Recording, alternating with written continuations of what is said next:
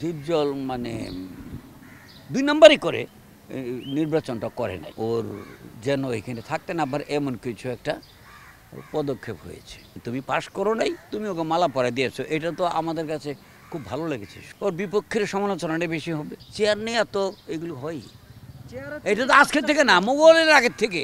বঙ্গবন্ধু জন্য বাংলাদেশ হয়েছে, ওনাকে গুলি করে নাই। যে লেখাপড়া করলেই যে রাজনীতি ভুল করবে সেটা তো না। সে লেখাপড়া না জানো, সে লেখাপড়া জানার থেকে ভালো ভালো কথা বলে। রূপকথার গল্পকে হার মানায় বাস্তব।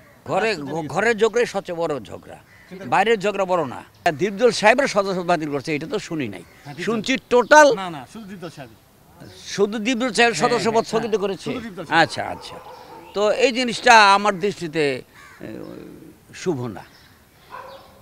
তাহলে যে নির্বাচন করেছে তার বিপরীতে তার এটা যদি গায়ে লেগে থাকে বা আত্মসম্মানে লেগে থাকে বা সে মনে করে থাকে এখানে কোনো কিছু একটা হয়েছে, সে গিয়া করেছে। এটা আমি বলি না যে সে এটা করলো কেন, কিন্তু এতটুকু দীপজল এখানে আসছে। দীপজল আর যাই হোক, একটা জিনিস আমি জানি, দীপজল এখানে যদি সেক্রেটারি হিসেবে থাকে সুন্দরভাবে 2 বছর চলবে।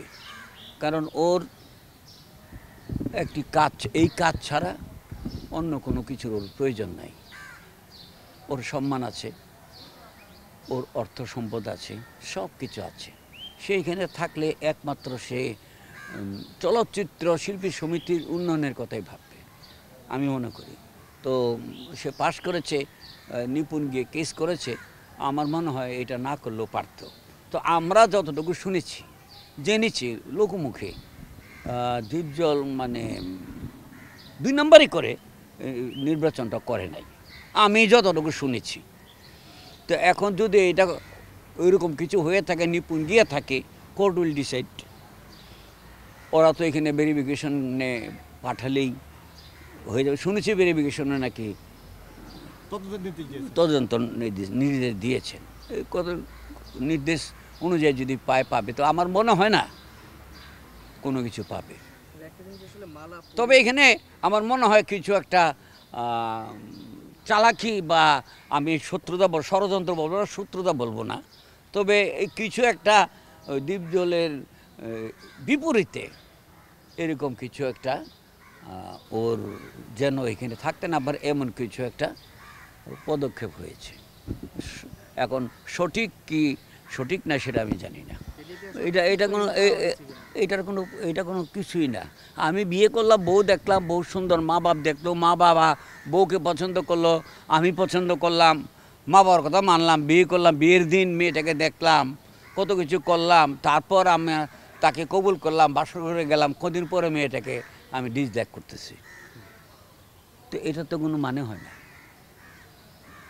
তুমি মালা পরাইছো ভালো কথা, তুমি একটা বড় মনের পরিচয় দিছো, তুমি ফেল করো মানে তুমি পাশ করো নাই, তুমি ওকে মালা পরায় দিয়েছো, এটা তো আমাদের কাছে খুব ভালো লেগেছে শুনে।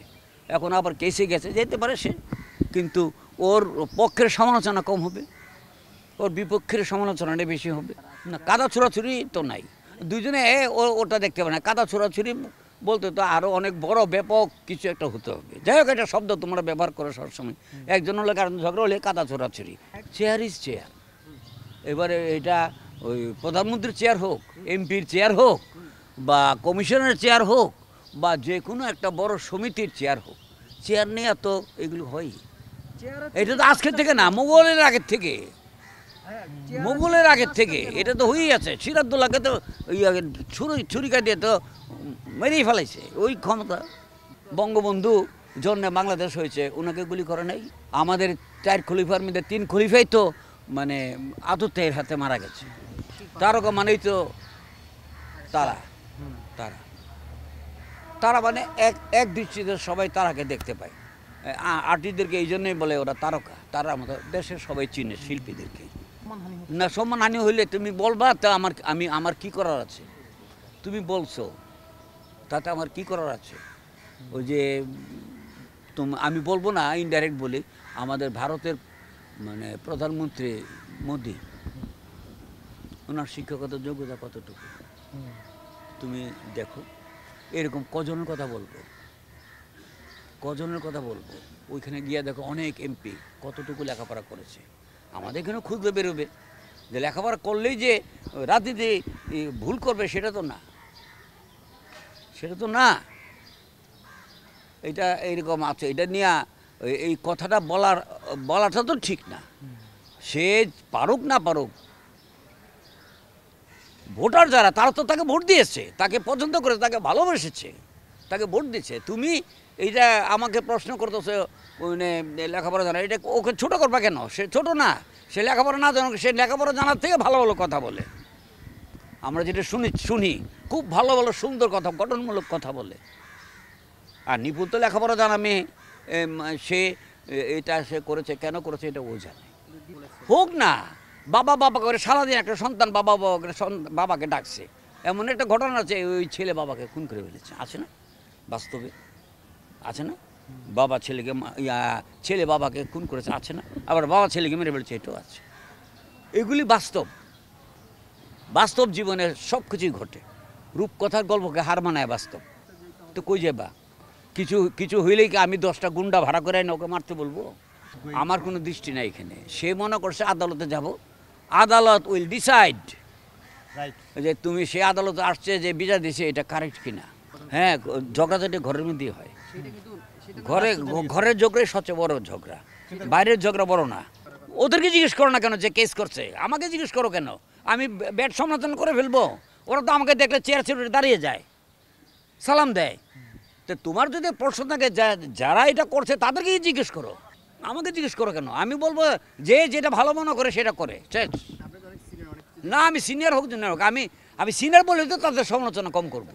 চলচ্চিত্রের একজন পরিচিত নাম, সে একজন অভিনেতা, সে একজন প্রযোজক।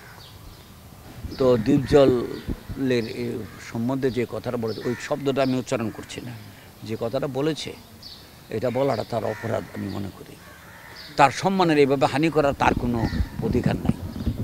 আমি মনে করি যে দীপজলকে যেই কথাটা বসে, আমি কিন্তু নিপুণকে নিয়ে চলচ্চিত্র নির্মাণ করেছি। নিপুণকে আমি খুব লাইক করি অ্যাজ আর্টিস্ট। আর দীপজলকে আমি অত্যন্ত সম্মানের চোখে দেখি, যদিও আমার দুনিয়ার আমি তাকে নাম ধরে ডাকি, তুমি করে বলি, অত্যন্ত সম্মানের সহিত দেখি। সে মানুষের জন্য এগিয়ে আসে, মানুষের উপকার করে। নিপুণ যে উপকার করে না, মানুষের আসে না তা না, কিন্তু নিপুণ এইটা এইভাবে না করলেও পারত, এটা না করলেও পারত, এটা করার কোনো প্রয়োজন ছিল বলে আমি মনে করি না।